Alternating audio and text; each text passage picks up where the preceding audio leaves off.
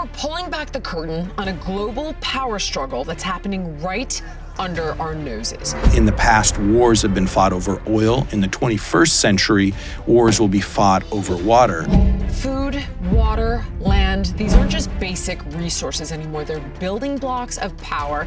And in an era of escalating climate change and geopolitical tension, they've become the center of a high-stakes game. Joining me is an extraordinary guest, Nate Halverson, Emmy award-winning journalist and driving force behind The Grab, a jaw-dropping documentary that exposes how governments and corporations are quietly seizing control of these essential resources worldwide. The largest ever purchase of an American company, which essentially gave this Chinese meat processor 1 in 4 American pigs. So with one deal, they effectively purchased about 1 in 4 American pigs. Nate's investigative work reveals a shocking global playbook for dominance and survival. We're basically talking about using Russia's agricultural output and Ukraine's agricultural output to make them almost a grain OPEC. Today, we're unpacking how these hidden dynamics impact all of us. So get ready to question everything you thought you knew about power, survival, and the future of our planet. Let's dig in. Keeping it real with Jillian Michaels. Keeping it real. Nate. Yeah. Wow. A lot of questions for you. All right. The documentary sent me spinning. I don't think I slept for 5 nights. So for the audience who has not yet seen the documentary, it's called The Grab. What's being grabbed? Well, it's basically looking how, powerful forces around the world are very focused on food and water, sort of for survival of their governments or for corporate profits in the 21st century, and what the impact of that is, both like right now, like what's happening right now, and what people are saying is likely to play out in the future.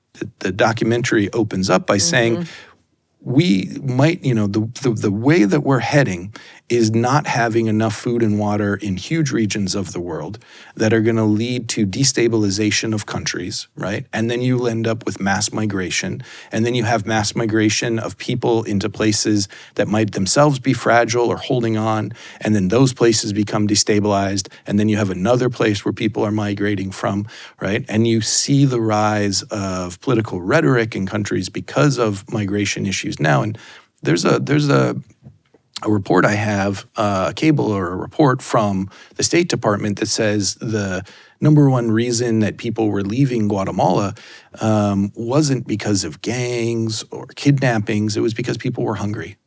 People were hungry. What do you do? What do you do if you are watching your kids not eat well? In Guatemala, I think 50% of children are stunted because of malnutrition. What do you do as a parent? I would do anything. Yes. Right? I went to Venezuela in 2017 because they were running out of food. And so people were literally starving, people that had 9-to-5 jobs.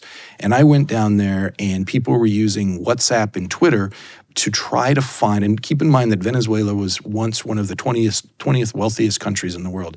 At that point, people were using WhatsApp and Twitter just to try to find food in grocery stores, but they couldn't find any. And so I was talking to doctors, I was talking to mechanics across the board. Unfortunately, I filmed a family whose parents had 9-to-5 jobs digging through a dumpster with their kids because they couldn't find. And that was 2017. What's happened since 2017? Millions of Venezuelans have left Venezuela, right? People can hate whoever the leader is. They don't usually pick up all of their lives and put their children on their back and then go try to climb across the Darien Gap or leave everything behind just because they don't like their political leader or because things have gotten a little bit more difficult. Right. People take those huge measures when they're watching their kids go hungry. Or they themselves are going hungry. So when I first started watching it, I thought, well, okay, some countries have these resources, other countries have those resources. So of course you would grow food elsewhere, have it shipped in. So it seemed very normal, made perfect sense in the first 5 minutes. So let's talk about who's grabbing the land. Yeah, I mean, it's kind of a little bit across the board, but I think what we tried to pull back, the veil on is that countries, powerful countries, are increasingly worried about their ability to have enough water to grow enough food to feed their populations. Which makes sense, Yep, right? It all totally. seems... That's what you would want your leaders to do if you were Right. in that country. Right. And I think, just sort of getting quickly into one detail here, it's when we use as humans about 60 to 70% of our water, or even 70 to 80% of our water just to grow food. Right? So you'll hear people say like, oh, Nestle has gone in and they're going to be bottling this water and they're draining the aquifer. But let me just point out that the amount of water that we drink is 1/10 of 1% of the water that we use. Give me a minute. 1/10 of 1%. Of the water that we use as humans is for drinking. So when you talk about somebody going in to bottle water, you're really not talking about a significant amount of water. We use, really about 70% of our water to grow food. So when you see a big farming conglomerate come into an area and start drilling wells to irrigate the land, now you're talking about real amounts of water, huge billions and billions of gallons. You know what's interesting? I know about this a little bit because in California, there are always droughts. Yeah. Fires, droughts. There's going to be water rations. Like these are things you've heard about in the state of California if you live there, coming for a decade, only to learn that almonds grown in California use something like almost 80% of the state's water. Yeah, almonds use a lot of water. And these bastards make campaign contributions because it's like, well, get almonds out of California then. How about that? Yeah. But when you look into it, these big ag companies are making donations to the leaders of the state. Yeah. And that's why they exist in California, is my understanding. But I never realized that this was a global problem impacting very marginalized and vulnerable communities. And you'll see that here in California too, where rural, low-income communities around these big farms are struggling even for drinking water. But in defense of the farmers too, I'll say farming is really difficult, right? Like year to year, farmers struggle sometimes to pay the bills. And it is true that we've entered an era where it's less like Willie Nelson's, farmers of Right. farm aid, Yeah, this right? isn't like... It's big conglomerates, large corporations. Right. But what's happening in California is that water is getting more expensive, right? And so California, the Central Valley, which is one of the biggest growing regions in the United States, right? They used to grow a lot of the tomatoes that we eat. And they still grow tomatoes, but they used to grow more. Okay. And to grow those tomatoes, farmers would be paying something like $50 an acre foot. An acre foot is just like how much water it takes to cover 1 acre and 1 foot of water. It's just a measurement of water. Okay. And that price has been going up. And the margins, the profit margins on tomato aren't very big, right? And so as water gets more expensive, the price goes up and the margins on tomatoes shrink. But you know what have really great margins? Almonds, right? And so it's a safer bet for the farmer. As water prices go up, they can cover that expense with almonds or walnuts or pistachios. So it's both the reality that these are corporations. Some of them are owned and explicitly just to make profit, right? And so that's part of the driver. Part of the other driver is the underlying economics, where they're just making rational decisions on how to survive into the future, because as water prices go up, they say, okay, so what can we grow as prices go up? We can grow, unfortunately, tomatoes take less water, almonds take more water. And so prices is going up, but so is consumption. Right. And so you see how it becomes this vicious cycle. Yes. Right, of course. So it starts out with the best intentions, which is what I find always when you begin to uncover something that has excessive corruption. It usually had very good intentions at inception. So you start out and you're talking about China and Saudi Arabia, right? And Saudi Arabia's a desert, course, they would need food. They don't have water. And why China, though? I couldn't really... China's got a ton of water, don't they? I don't get it. Why? Because the population's so big? Yeah, they've got about 6% of the world's freshwater supply and about 20% of the world's population. Oh. Right? And the Gobi Desert is increasing in size, and rainfall and droughts are becoming more sporadic as the climate becomes more unstable, as climate change kind of increases, right? Right. And so they're seeing those trend lines. And so then what do you do when you worry about increasing instability in food? And we saw this like 10 years ago when food prices shot up in like 2010, 2011. Right. Countries toppled. And so big countries like China see that and they think, well, we can't necessarily trust the spot market, right? What does that mean, the spot market? It means like going out and buying food. Okay, because that's what I would think they would do. Totally, just in Wouldn't bulk that be normal? commodities. Wouldn't that be great for global trade? Like, oh, we need your friggin' soybeans and we'll get steak from Argentina. Like, wouldn't this be great? What happened was during that time period about 10 years ago was that countries, as food prices shot up, big countries, big exporting countries, got worried about their own populations, and so they stopped exporting food. And so if you're a food importer and all of a sudden the big food exporters go, wait a minute, we got to protect our own populations, we're not going to do it.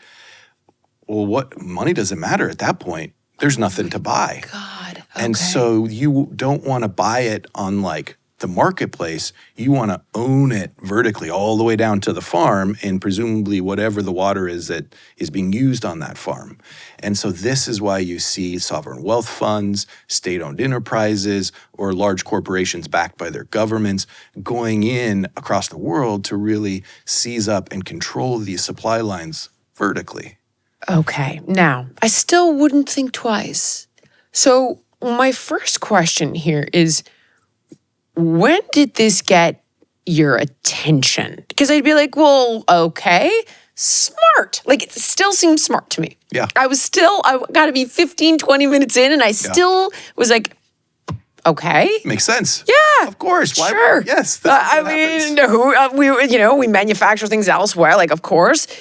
When did this get your attention, and what stood out to you that you were like, huh? Right. So Not good. Yeah, it was almost Because people still are like, so? I guarantee you. Totally. Stick with us. No, I was the It's same. about to get fucking crazy. I was the same. Look, 10 years ago, when I was asked to look at the largest ever Chinese purchase of an American company, which was Shuangwei, China's largest meat company, buying Smithfield Foods, which is based in Virginia and is the world's largest pork company. Right. I knew nothing about food. I'd been covering organized crime before that. Right? Oh, wow. Yeah. And so I went in and I thought for me, it was going to just be like a one-off story, right? I was going to go, I was going to do it, I was going to investigate, I was going to gather the information, I was going to share it with the public, and then I'd be on to the next topic.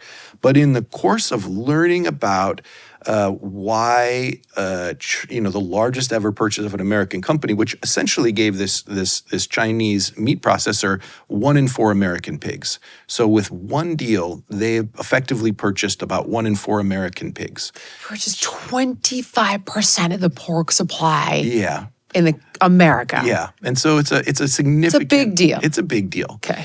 And so I started asking, is it just to make money? Or is there something deeper there? And what I began to uncover was sort of what we were just talking about, which is that the Chinese government is concerned about its ability to feed its population.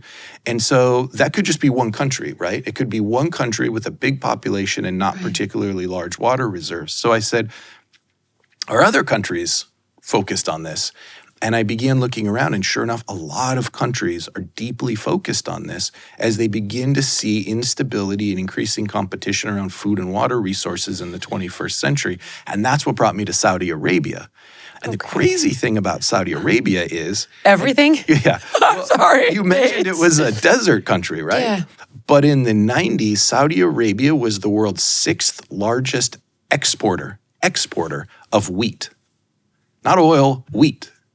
And it was because they were pumping the aquifers under the desert up onto the land and using it to water the desert and grow wheat and exporting it. But the thing is with those ancient fossil aquifers like you have under deserts, they disappear after a while. And so in like 30 years, they pumped up water the size of Lake Erie that was forever gone. They effectively exported that water overseas to other countries. Wow. And there are literally springs that were mentioned in the Bible that had been there for 2,000 years. And as they pumped up those aquifers, those springs disappeared. And so it's... I got chills. That's crazy. Yeah. And so at some point in the 2000s, after effectively they had decimated this water supply, King Abdullah said, okay, he said to his companies, this is nuts. We have to now go overseas and begin to find our water supply.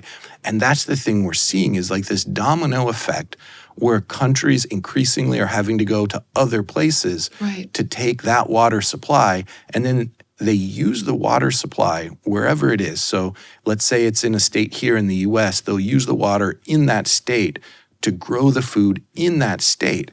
And then they ship the food back to wherever it is, right? Because that's actually how you ship water. You don't fill up tankers full of water and ship them around the world. Totally ineffective. We're talking huge, huge volumes of water. Instead, you use those huge volumes of water to grow the food, and then you ship the food, which is like an encapsulation of water. Economists call it virtual water. So basically, they're siphoning off our water supply through the food. Through the food, yep. Or other countries, not our, other countries' water supply, some cases America, some cases Africa. Exactly. Okay. Yep. Now, the real question is, again, I'd say, okay, but what is happening in the areas where the land is being grabbed? So I want to start there. Where is it being grabbed, and what's happening where it's being grabbed? Because one would think, oh, well, if you're going into Zambia in Africa, you would surely be bringing jobs and infrastructure. One would think that. Totally. But that's not what happened. So where's it being grabbed, and what's happening where it's being grabbed? Well, this is a trend really we're seeing all over the world, right? And to be clear, like when we say grabbing, these deals are largely legal, right? Like they're totally legal. The governments are letting it happen. It's happening here in the U.S. And it's, a long tradition of sort of neoliberal international trade, right? Where if one country is short on water, another country has water, you can effectively move water from one place to the next by exporting or importing food. That totally makes sense. Great. The issue is that in certain areas, and now I'll use like Arizona as an example. So one of the places I found Saudi Arabia's largest dairy company was in the middle of nowhere, Arizona, right? And so in 2015, about 10 years ago, I broke this story how Almarai, with this subsidiary Fondomonte, had bought about 15 square miles of desert in Arizona. I mean, we're talking like saguaro cactuses, like Wile E. Coyote, like, cartoon-ish desert. And again, they were pumping up the water from underneath this ancient water and using it to irrigate the land. Same playbook to grow hay that they would then ship to Long Beach, and then the hay would get shipped back to Saudi Arabia to feed the dairy cows there. And the issue is that water, where they're pumping it up and using it, it will pretty much never come back. They don't get enough rainfall to ever refill those aquifers. And there's people that live there now. And so they were seeing their groundwater, are seeing their groundwater slowly declining, right? And at some point, if you keep pumping it, that groundwater goes away because it's not really being replenished because it's a desert. Right. And so the issue is that in some parts of the world, there is companies coming in and in this case, tapping the water in a way that is not sustainable for the long term, the medium term, and increasingly even the short term. Right. And so people are getting pushed off of their land. They're essentially having their wealth potentially taken from them because a land or home without water is Worthless. Pretty low value. Right. Can you explain something to me? DeSantis has this whole thing about China grabbing farmland in America. Mm-hmm. That's this? Well, I think, so I broke this story like 10 years ago. And I think at that point, it was wasn't particularly well known, right? I don't know that it is at all still. Yeah, I feel like now both the Democrats and the Republicans are pretty keyed up on this idea of foreign companies or countries coming in and focused on agriculture here. Okay. I feel like that part's waking up. What I think isn't entirely still clear is like what's driving it exactly. Right, because I thought it's like, they're buying land to spy on something? Yes. To be next door to something, Right. or to do what you're talking about, to siphon off pork or water, Right. or food, water, et cetera, what have you. But we still don't really know? No, I think it's pretty clear that countries are very focused on their national security, right? And they have to be able to feed their people. There's a political expression if when people are starving, they eat the government. Oh, yeah. And so you have uprisings. Of course. Yes. Yes. And so you need to make sure that you have the resources in place, the basic resources, water, food, for your population. That's like paramount. Got it. And so these wealthy and smart and savvy countries are making sure that they're investing in that future at a time when, the forecasts are that we're going to have increasingly difficult times growing enough food and water to feed the global population. So I want to look at, there's a huge difference between Africa and America. Yeah. That we often see things that happen in the developing world that we think would never happen here in the States. And I did a show about human trafficking. And you think, well, that doesn't happen in America, only to find out that a third of it's happening here. So in the film, and obviously people need to see the film, we can only highlight some of the key points. But in the film, when you were in Africa, you've got the locals being completely pushed off their land, like living on the streets in tents with nothing. Yeah. So can you talk a little bit about how, because it's China, it's Saudi Arabia, it's Russia, how these countries are grabbing their land? Because then you'd think, well, in America, that would never happen. We would never allow this to happen. So what are the differences in the grabs in the more vulnerable countries versus the grabs in America? Yeah, you're totally right. So I'll just speak first to the case that we showcase in the film, which is in Zambia, which is where really some Western companies had come in, and in the one specific case you're citing, these people that had been living on their ancestral land in their villages, they'd been growing food for their own needs and to sell so they could pay for their kids to go to school. Right. Just classic farmer stuff. One day, some bulldozers and flatbed trucks show up, and they're told that they no longer own that land, that someone has bought it, and they're loaded up on a flatbed truck and driven to a forest and dumped there. And their homes are bulldozed. And it's turned into like a Nebraska-looking farm with central pivot irrigations.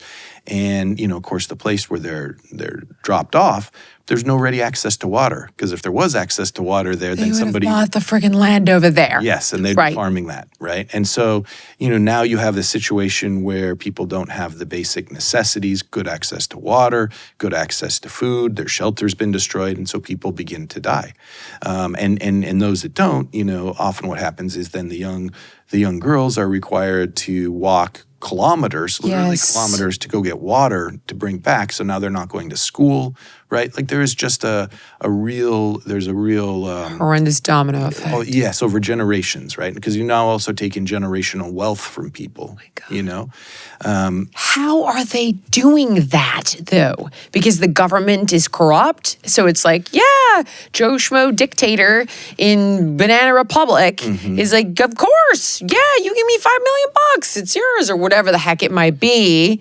We've seen throughout history, whether it's diamonds or minerals like lithium and oil just being stolen from the rest of the world by the developed world, hence the pillage plunder. Yep. So is that how that's essentially occurring there? You get some corrupt little dictator who gets bought off and sells everybody out. You know, so when I use the word corruption, it's like a crime, right? And so I'm always like, unless it's been proven in court, I'm always difficult, especially when I'm talking about a specific situation, be like, that was a crime. This particular case, what I'll tell you is that, number one, Zambia is actually a country of laws, right? And it has a pretty functioning judicial system. These folks that lived in this rural community, they don't speak English as one of the common tongues. They speak Lala, which is not a particularly common tongue. They don't have money to pay an attorney to get access to the court. So part of it is just like they don't actually have access to justice, right? And that's happening in a lot of rural areas. Now, that community got really fortunate because, you know, Brigadier Siechatema, this human rights attorney that we showcase in the film, himself a Zambian, born in rural Zambia, born in with not much, fought, really fought his way into just elementary school, all the way through high school, kept pushing, got to college, ultimately went to Georgetown Law here in the United States. And rather than going back to Zambia or Africa to just make a bunch of money for himself, now is this guy that had a very, a law degree from Georgetown. He went back just to fight for the rural people who were being pushed off their land. And so now all of a sudden these rural communities have a Georgetown lawyer on their side. And guess what? They win. And it's proven in court that their land was taken from them without due process, without the correct process, right? And so how does that happen in the background? How are people getting around what they should have been doing? Is their money changing hands? Like, we're all adults here, right? Like, it can happen occasionally, errors happen, but when you see a systemic pattern of these types of behaviors, gifts, investors talking about giving people gifts to get lower prices, like you get a sense of what's going on here. I mean, right? Of course I do. Yeah. You see it in our own government. Like campaign contributions, super PACs, lobbying. It's all the same game. Yeah. And so I'll say now, you have that situation in Zambia, and then you go to somewhere like Arizona. I was just about to say this. So what the hell is happening in Arizona? Yeah. So then you have these rural areas where they don't really have any regulatory framework to protect that rural water. And so it's almost a free-for-all in rural Arizona, or it has been, where if you buy the land, you can drill a well and pump as much water as you want. Oh my God. You know? So you might be over here, farm here. I buy this, but I drill all the way down and I can siphon off all your water because it's all connected underground. Doesn't matter what the property line is, obviously. Exactly. And so a lot of Who are they buying this from, though? So, let's say you are like, screw it, I'm out of Arizona. Yep. I'm buying your spot from you personally, and then I'm drilling in your land and siphoning off Jillian's land over there. Yeah, I made you the bad guy here, Nate. Yeah. Nate sold his land. Happy to play bad guy. So yeah, like in the 80s, these were functioning farms because the groundwater table was much higher to the surface. Like the water wasn't very deep. I get it. Right. And so there were God, farms there, tough. melon farms, and then the water starts going down. And for a lot of farmers, that becomes too expensive to pay the electricity to essentially suck that water to the surface. It's really expensive for the electricity because that's what those pumps use. And so a lot of that region that used to have these farms when water was more abundant, right under the ground, they'd gone away. This land was sitting there. But a lot of retirees from California, there's I talked to a nurse who retired from California. She goes there because it's affordable. Yep. They can buy 15 acres in the desert. It's absolutely gorgeous, and they can afford to put in a $50,000 or $80,000 domestic well to tap into that water. Yep. And that'll last them their lifetime and their kids' lifetime. But what happens then is these big farms can come in and not just pay for an $80,000 well, they can pay for a well that's like $500,000 or $1 million. And instead of going down 500 or 600 feet, they can go down, half a mile. And so pretty soon, Just rob everyone of the water. So these local folks, they can't pay $500,000, or probably didn't pay that for their property for a pump, right? And they can't pay $1 million for a pump. So they eventually water drops below what they can afford to access, and there's no water.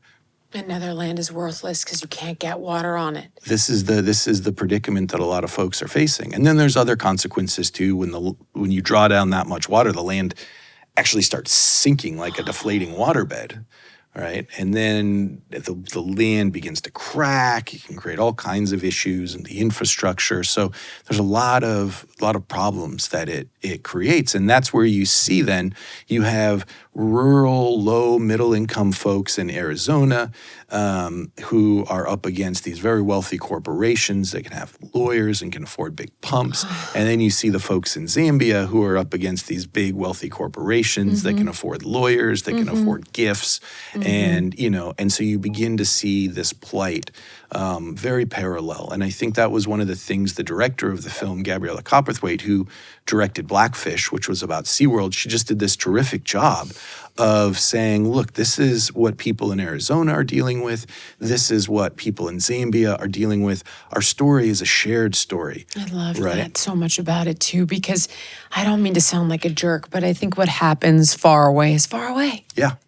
And it's very, again, not to draw a strange parallel, but, everyone seems to be, not everyone, but many people seem to be okay with like Russia, Ukraine, because we haven't lost one American. I'm like, but you lost like 600,000 Ukrainian kids. Yeah. Like that's and Russian kids. Yeah. Like these are people's son, husband, daughter, mother. Like people need to stop dying. It doesn't, but since it's over there and you haven't lost one American, what a great way to like bankrupt the ruble or whatever. I actually don't understand it. I've tried to, have different people explain it. It's obviously very complicated, but nevertheless, what doesn't happen at home, we can put up kind of a defense mechanism towards it and just desensitize to it because you don't know what to do and it's not happening here, so it's not your problem and you got bills to pay. But there are far more nefarious things at play here, and we haven't even touched on it because it's... We haven't even talked about the American cowboys in Russia. Yeah. So now we're going to go way deeper here to the people, you guys not being able to get into Zambia, getting blocked at the airport, having your phones tapped, getting email dumps, like Blackwater being involved, like special ops, guarding the land. So this is the part. I was right now, I was probably where everyone else is. I was like, ooh, okay, yeah, I'm going to, I don't eat that much meat and okay. And then I'm going to vote for somebody that doesn't sell off our farmland. And I'm going to pay closer attention to what DeSantis is saying. Right up until, your phones were tapped and like you weren't permitted into Zambia and your headshot was on the wall at the airport. So what the fuck, Nate? What the fuck, dude? What is going on? Why is Eric Prince involved from Blackwater, who was a SEAL, and what is this? Yeah, I think it's all just evidence of how serious some of the most powerful people in the world are taking food and water issues, right? I mean... But why does this have to go so dark and deep? So if you could just give people a broader understanding of what I'm referencing first off. Like, what did you experience here? And then we can speculate as to why. But tell everybody the details. Yeah, no, so we tried to go into Zambia. I had been to Zambia in 2017, and then we tried to go back to Zambia to show some of what had been happening more recently.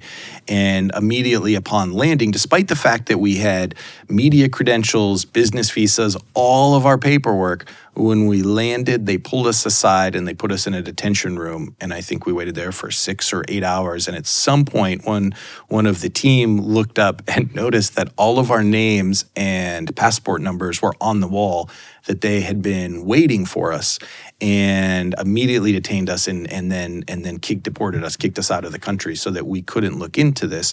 And, what we had heard was that was a decision made by Zambian intelligence. Zambian intelligence. Yeah, under pressure from what other government or what other corporation. From who? Exactly. Well, it certainly wasn't the low-income villagers, right? It takes a little bit of political connection or wealth to be able to make something like that happen. And so it gets again at this idea that, and we had talked to an international journalism organization. As far as they knew, no other journalists had ever been deported from or kicked out of Zambia. And so that we're going in there to report on food and water, not weapons, not drugs, not ivory smuggling, food and water was so sensitive there that they kicked us out. Right. Okay. And now, can we talk a little bit about who is Eric Prince and what are private military corporations? Yeah. Look, it was a surprise to me too. I was sitting at home and Eric Prince had gone on The Daily Show with Jon Stewart. And Jon Stewart asked him about Blackwater, which of course was the company he created. Eric Prince being a former Navy SEAL, he created Blackwater to essentially have private security or private military corporation that the U.S. government used in the Iraq and Afghanistan war, both for logistics and security. And Eric Prince said, no, I'm out of that business. I sold it. I sold Blackwater. And Jon Stewart said, so what are you doing now? And he said, I'm investing in Africa, and of course it was the usual stuff, oil, minerals, but we actually got access to a treasure trove of information about his endeavors there in Africa. And the biggest thing they were focused on was no longer oil, right? It wasn't, minerals. The biggest thing they were focused on was food, was agriculture. And what we began as we dug deeper, and it was me and this incredible team to dig deeper, was that he was backed by a very powerful royal family from the Middle East. Because once again, you have countries that are very focused on food and water, essentially as the new oil of the 21st century.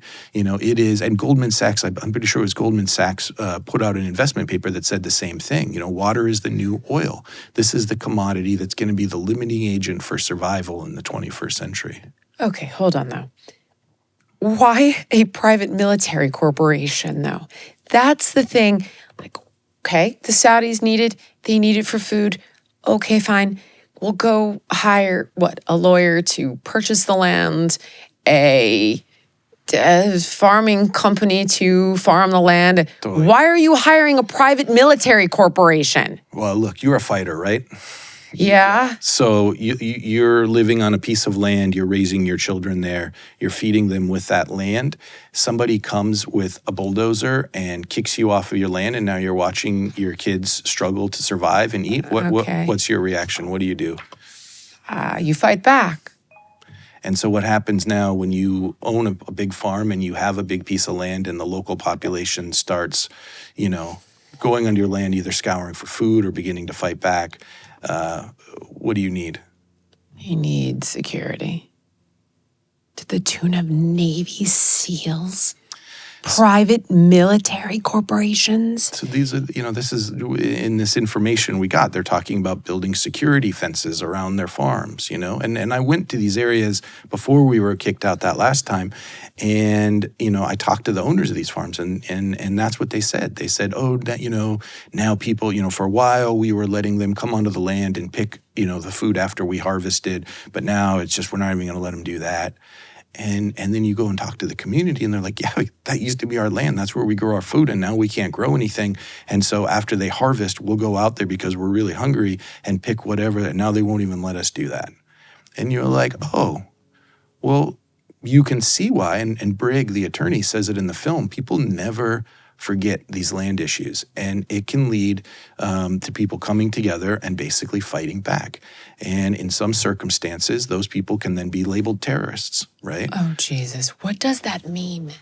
The reason I ask you that if they're labeled terrorists is because, please tell me if I'm way off track here, and if I am, I'll cut it. I remember Bill O'Reilly talking about how, and by the way, someone else who was censored with regard to health information also saying if you're labeled a terrorist domestically or labeling the Mexican cartels as terrorists, essentially when you label someone a terrorist, I guess you're taking away their rights, or it's something about that. You strip away their certain rights that they have, or there's a certain level of force you can use. Yeah, this is really a question for a journalist that covers the judicial system, the U.S. judicial system, the DEA, and but my understanding, people can Google this to fact check it, but that being labeled a terrorist, you now can be, you're essentially going to get higher levels of charges against you, more time. And I also think that then the government can probably be more intrusive in how they look at you.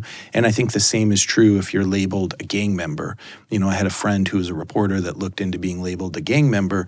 And it's sort of like once you get onto one of these databases where almost arbitrarily somebody goes, oh, Nate's in a gang, and now I get these gang enhancements, right? And now I'm going to do a lot more time. Whereas if I didn't, maybe I would just get like a slap on the wrist and I get, an opportunity to be like, God, I'm not going to do that again. But now all of a sudden I'm in, And so there are these issues that sort of exist. Yes, okay. And they probably exist because they're very useful and beneficial to society in some cases. And then, of course, we always, as the public, have to make sure that they're not being overused or abused. But specifically, and I think the issue is, if I pull back to like food and water, one of the things that somebody from the U.S. intelligence community said to us is like, we've heard of Somali pirates, right? Yes. Because pirates is fun, right? Like pirates is just like a captivating, scintillating idea, and that there are these Somali pirates of like old times out on the seas taking over. And so, what was explained to me by this, U.S. senior intelligence officer who used to be stationed in the Northeast Horn of Africa in Somalia was that, Somali pirates didn't start by just going after these large oil vessels for these huge $1 million ransoms. They started because they were fishermen. And all of a sudden, these international trawlers from China, from elsewhere, were going into their area where there was supposed to be their waters and going in and just taken all the fish out. And so now these fishermen in these little villages didn't have anything to fish. And so they're like, well, we got to stop that. And so they sort of armed themselves as best they could, and they started trying to attack the fishing boats. And then maybe they would take one, and then they were like, you have to pay us. And then that escalated because there was no fish left, right? And so again, it was communities that were basically fighting back against an injustice that then grew into what might be labeled like a terrorist group or this ransom group or a cartel or an organized crime network. But it started around them losing a key protein source, a key source of income, because other people from other countries wanted that food source. And stole it from them. Mm-hmm. Why did your emails get hacked? Well, I can't say that they did for sure. What I'll tell you is that this was, and I think any journalist that is looking into intelligence communities or high-level sort of governments are concerned about that their communications could be eavesdropped on, right? And so these were the precautions we were taking. We did reach out to some folks to say, because we had some strange occurrences, to say, hey, are we looking okay? They ran us through. But like anything, part of that is now for journalists, unfortunately, in the world, is because it's happened so much where journalists' communications are hacked, we now just have to live with that as part of our reporting playbook. Are you kidding? Yeah, it's the bummer.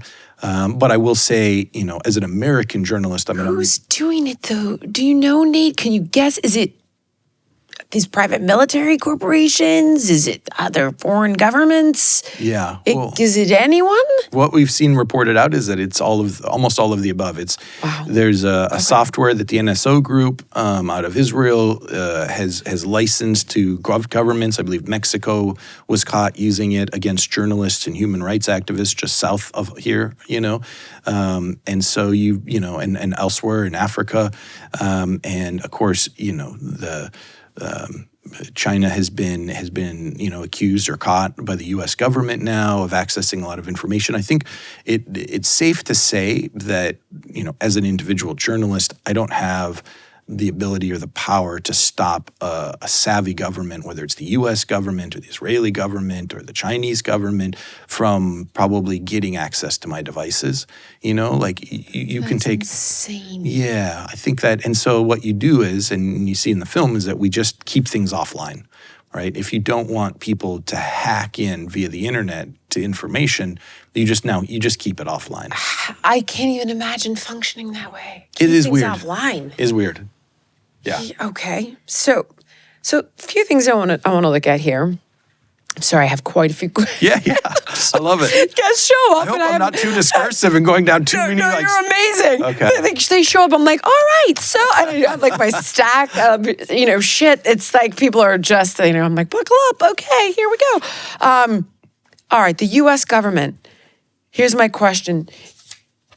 Do you think our government is doing enough to regulate foreign ownership? Like, is there something that we should be doing, that we should be, because you talked about taking action, and we did touch on this, but should this be a rule?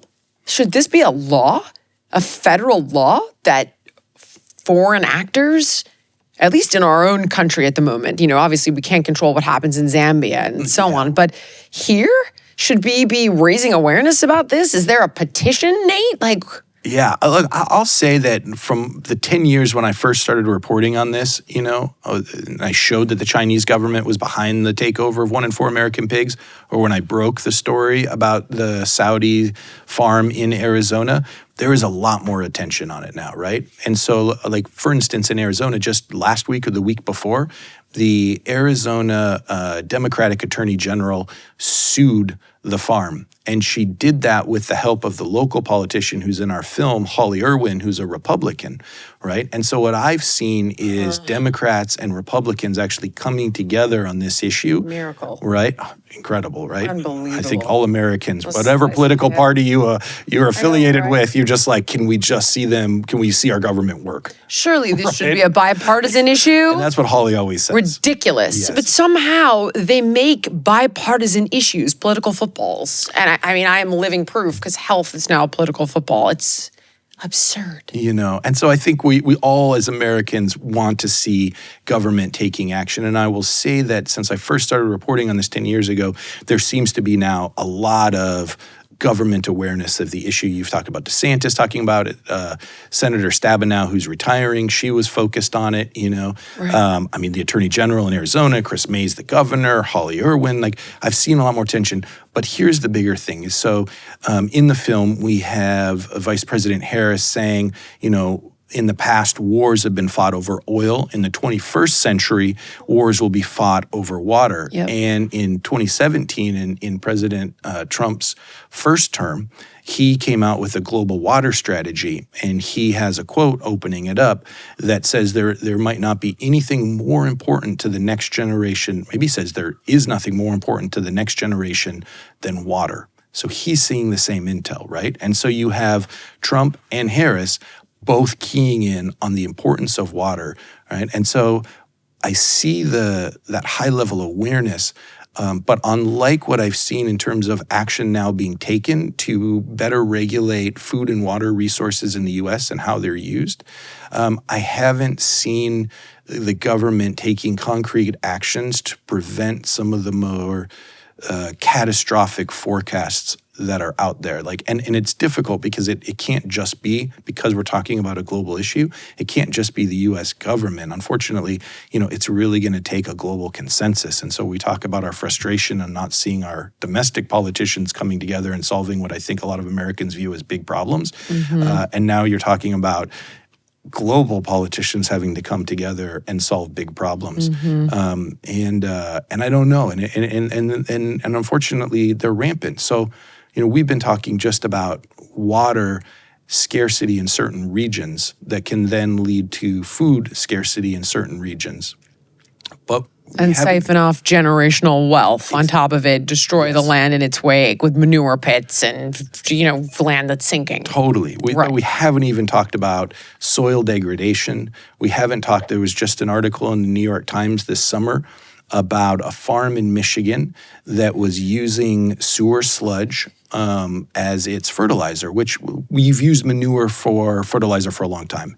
And many people that are environmentally focused and focused on nutrition want to use manure fertilizer instead of petrochemicals, right? Because you can actually build health in the soil. Mm-hmm. Healthy soils lead to higher nutrition levels in food, is my understanding. Well, so what happens is when you overfarm the soil, right, the plants get the nutrients from the soil. Yes. So what happens is you're right, they suck all the nutrients out of the soil, and if you don't regenerate the soil, then it's just depleted. Yeah. And then they use chemical fertilizers, like people know as Miracle Grow, which are heavily toxic, and then run off in the ocean and then create an overabundance of plankton and then create hypoxia in the fish. Then you get dead zones. Yes, There's no, you're there's nailing shit it show all. that like manages And it's to, all food. It's all based around all food. food. Yeah. Right? Mm-hmm. And so we've talked about scarcity of water, but now there's this article that came out in the New York Times in August that they were using sewer sludge on this in farms across Michigan and across the U.S. And they tested the PFAS levels on this farm, which are forever chemicals, and the chemical, there was so much PFAS that the state had to shut down the farm.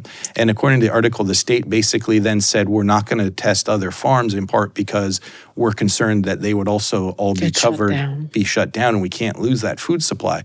So we're already talking about, in the future, issues around having enough food because of droughts, because of floods, both can create food problems. And then we're now talking about things like, Chemical burden. Yeah. And so again, understanding that we all have only so much capacity to deal with this much doom and gloom, but these are issues that more than I think foreign acquisition of U.S. farmland, which I've now seen get a bit of attention.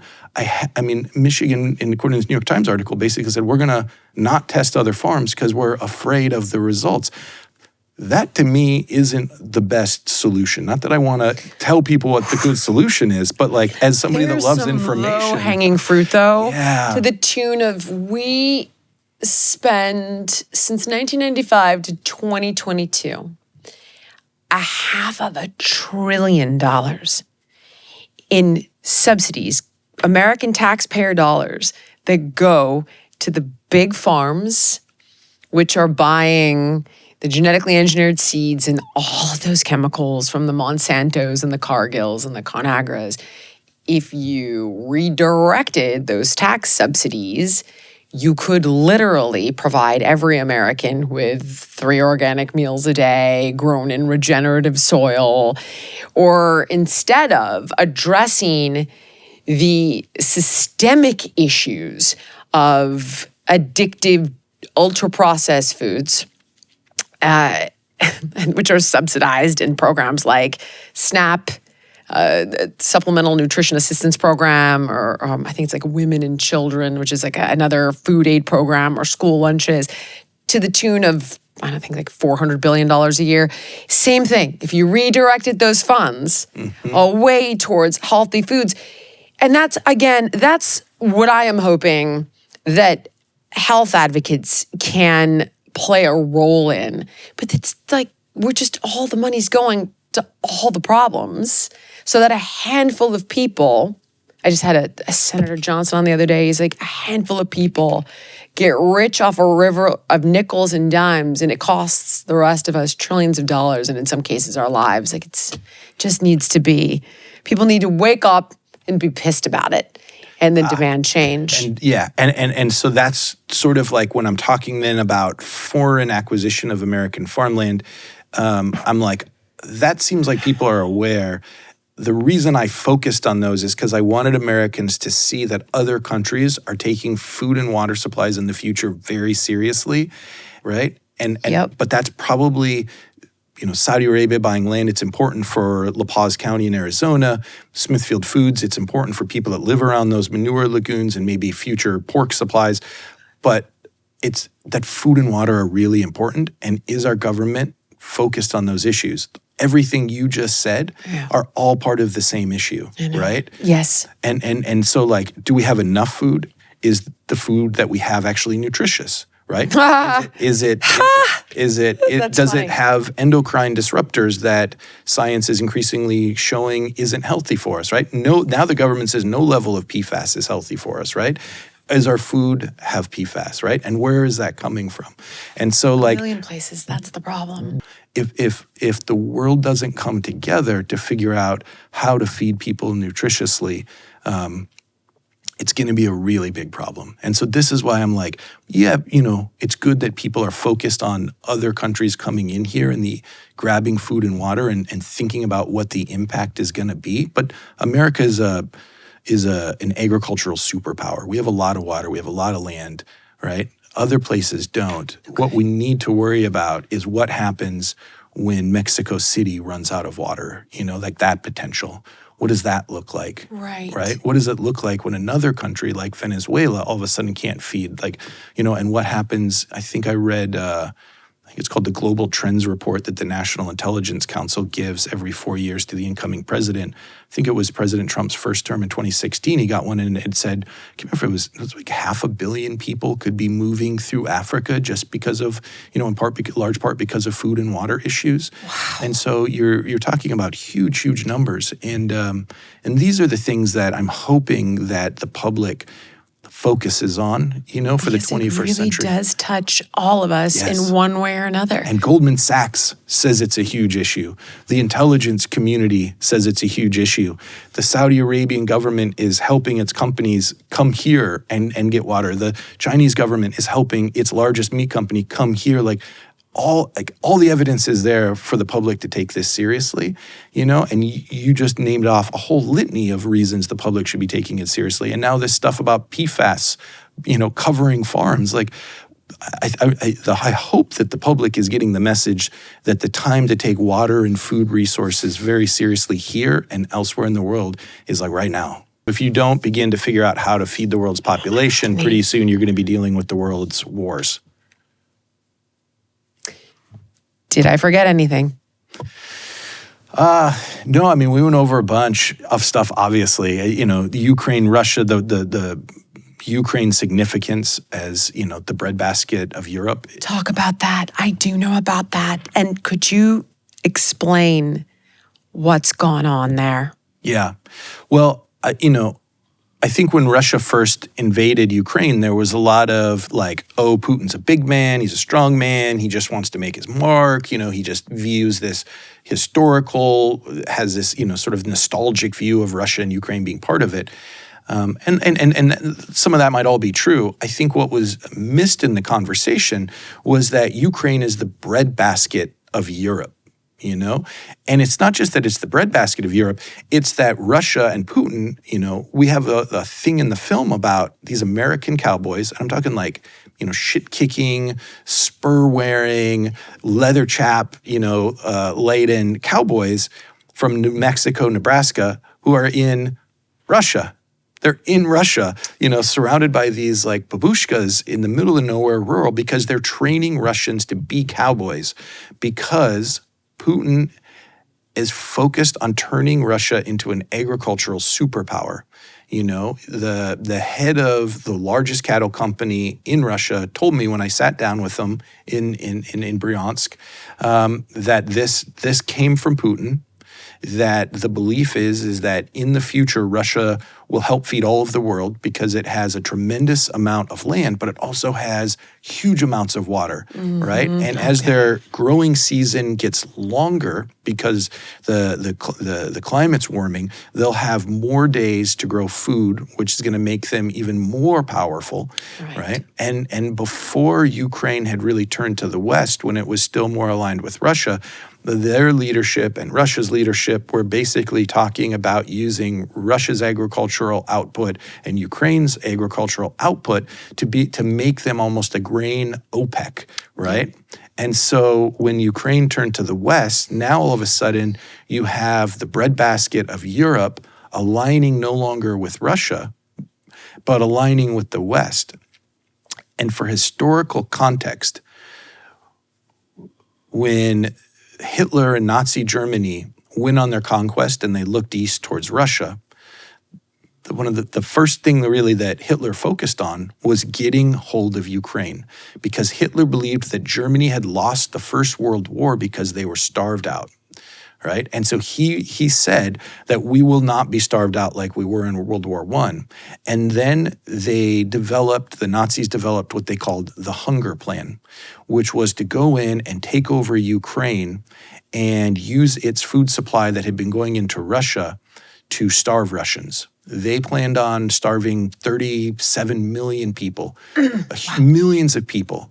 And so, it's possible that Putin isn't aware that the Nazis really intended to defeat Russia by starving them, but it seems unlikely, right? And so the fact that the Nazis went right into Ukraine to feed their soldiers and to ultimately try to starve the Russians out, right? Like, that's not lost. Like, Ukraine is an incredibly important strategic asset, because other than Iowa, which probably has the most fertile soil in the world, Ukraine has the second most fertile soil in the world. It's incredible soil, right? And it's the breadbasket of that region. And so that asset is not lost on Putin, both in terms of what he will get if he takes control of Ukraine, and also what he potentially loses, and a weakness if Ukraine and its food supply is devoted to the West and can be used against him, right?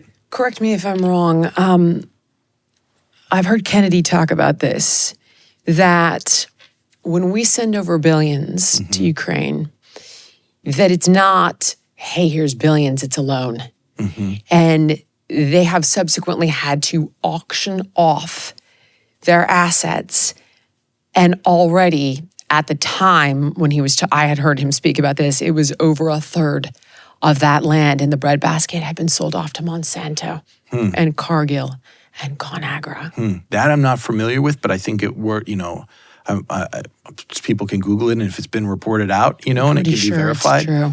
And it was all kind of a part and parcel of the players involved, from the military-industrial complex. Like, they get paid for the bomb. They drop the bomb. Great. Okay.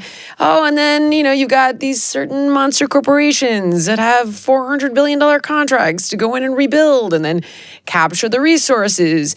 Well, I mean, that's Ukraine's primary export. Ukraine's, really economy is based around agriculture, and so it's certainly true from what I've seen reported and what I've reported, that prior to the war, that land that had been, because as Ukraine sort of came out of the Soviet era, people, there were kind of smaller parcels of land, and through, corruption and intimidation, those land was being increasingly consolidated. And then who ultimately ended up with it? Folks favorable to the east, folks favorable to the west.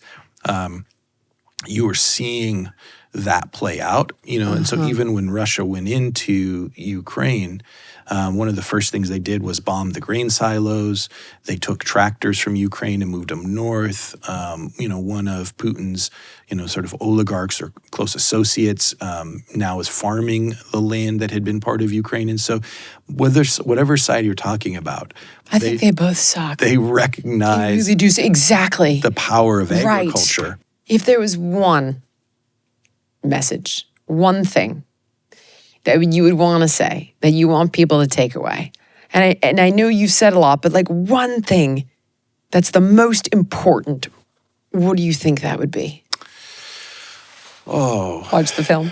I did it for you. Yeah. Answer the question. Honestly, watch the film. It's so hard because there's so much information, and people spend a bunch of time making that information compact and accessible. Yeah. And then I would say to folks, I'm an investigative journalist.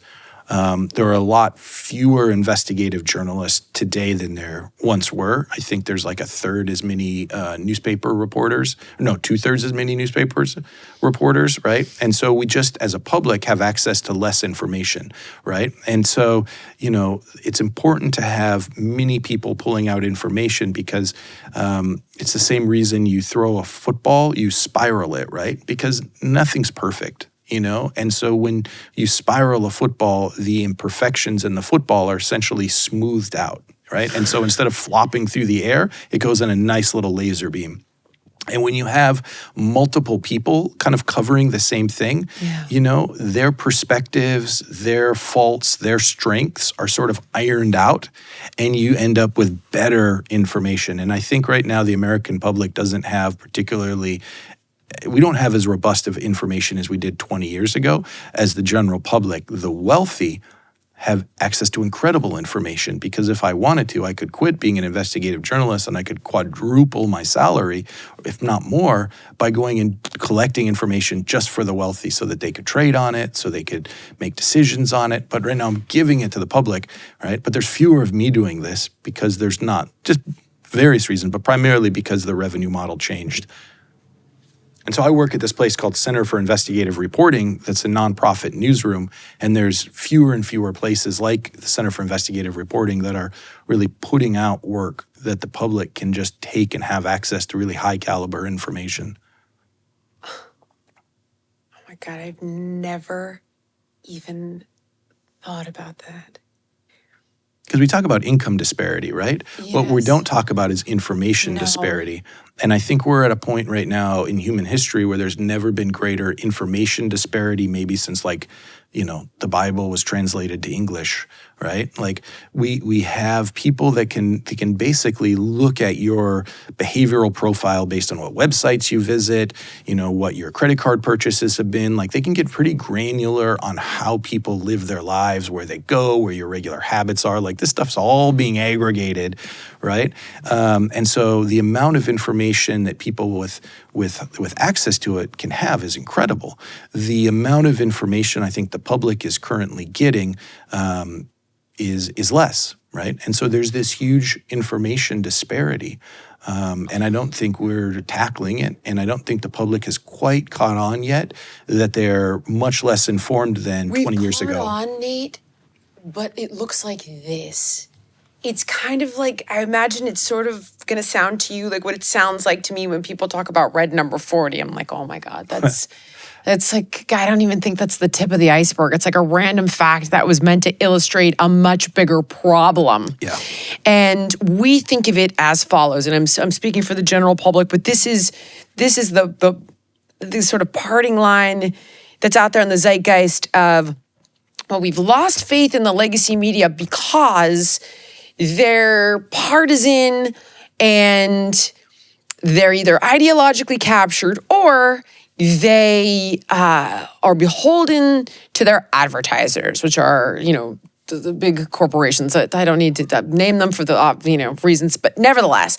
So your commercials are bracketed by advertisements, and it isn't so you buy necessarily what's in the advertisement, but it's so these big companies control the narrative that you see in the media. But no one's really understanding how profitable and potent information is because we just don't have the knowledge. And when you explain like, oh, we know everything the person does, everything they watch, everything they do, everything they buy, all of their behaviors. On top of, I have started to see information about artificial intelligence. I don't know if you have seen, this is a great show, Mark Andreessen on Rogan, where he's talking about what they're doing with artificial intelligence. And they're basically saying, don't even bother trying to develop it because we're not going to allow you. This is going to be in the hands of a few, and there's going to be a cartel here, and we're going to control these handful of AI models, which will know everything and have all of the information, and it's in the hands of just a small group of people, and that is arguably going to be one of the most valuable resources is the information. Yeah. And so how does the public begin to coalesce around trying to level that playing field? And obviously, self-interest here, but I think investigative journalism is one of those areas, God. And I don't disagree. Like one of my mentors is Lowell Bergman, who Al Pacino portrayed in The Insider, right? Because Lowell went in and he helped get information out of the tobacco companies that showed that the tobacco companies knew that cigarettes were carcinogens and addictive, right? And he had a heck of a time trying to get that story out, via a traditional media organization. It's chronicled in the movie. It's chronicled, he's talked about it. And so Lowell started a nonprofit newsroom, Center for Investigative Reporting. It's one of the co-founders. And I think this is a way that the public can engage. Now, there's a lot of huge challenges. AI, the public is facing, the amount of information disparity. the fact that even among those things, we're looking at food and water issues. Like, there's great challenges, but we're an incredible species.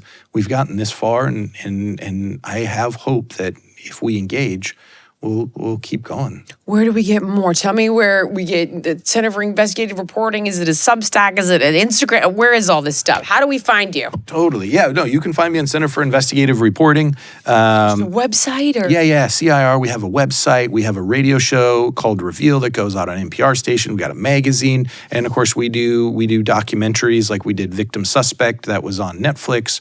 We did The Grab, which is on Hulu. We're continuing to do that stuff. I mean, I talked about the PFAS in farms. I am now working with another investigative journalist who really looked at how toxic chemicals are ending up in fashion.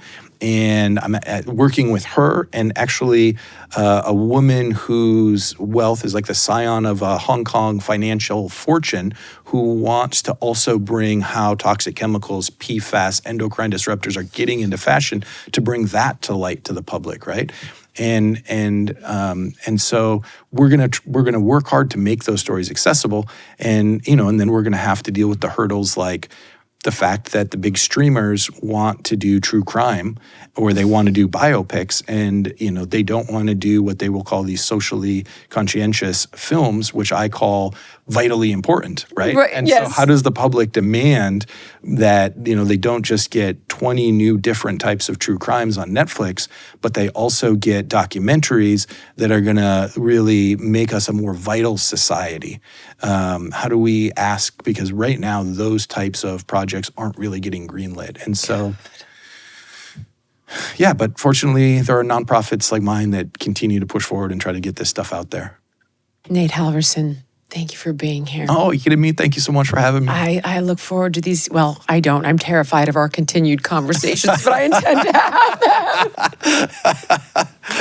Thank you so much. Everything will be in the show notes, guys. We got this. We got this. Thank you so much for watching. If you enjoyed the podcast, please like, comment, subscribe, and share. And make sure to let me know what guests you want to see on in the future.